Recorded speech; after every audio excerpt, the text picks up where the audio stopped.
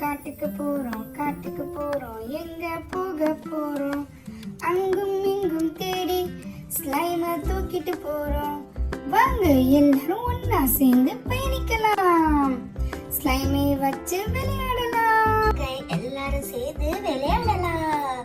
நாங்க காட்டுக்கு வந்தாச்சு இங்க வாமா செல்லக்குட்டி. காட்டுக்கு போறோம், சுத்தி பார்க்க போறோம். காட்டுக்கு போறோம் எங்க போறோம் தெரியுமா? ஸ்லைமை எடுத்துட்டு விளையாட போறோம், அங்கு இங்கும் விளையாட போறோம். வாங்க காட்டுக்கு போய் எல்லாரும் ஒன்னா சேர்ந்து விளையாடலாம். ஸ்லைமை வச்சு வீட்டுல விளையாண்டா பூசை, காட்டுல விளையாண்டா ஒண்ணு இல்ல. உங்களோட விளையாட வரேன். அம்மாவுக்கு தெரியாம ஒரு குட்டி ஸ்லைமை எடுத்துட்டு வந்துட்டேன். வாங்கப்பா விளையாடுவோம். ஏய் பாத்தியா ஸ்லைம், எனக்கு ஸ்லைம் வச்சு விளையாட ரொம்ப ஆசையா இருக்கப்பா. சப்பாத்தி மாவு பிசைற மாதிரி பிசையுமா?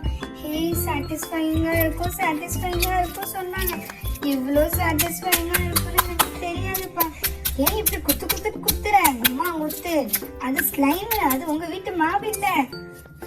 எங்க அம்மாவுக்கு மட்டும் ஏடி ஸ்லைம் வச்சு விளையாடுறது பிடிக்கவே மாட்டேங்குது.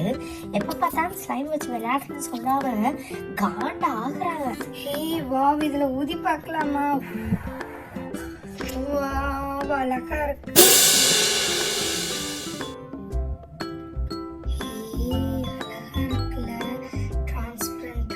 சுகர் கிளாஸ் ஷீட் மாதிரி இருக்குப்பா, செம்மையா இருக்குங்க ஸ்லைம். எனக்கு ரொம்ப பிடிச்சிருக்கு.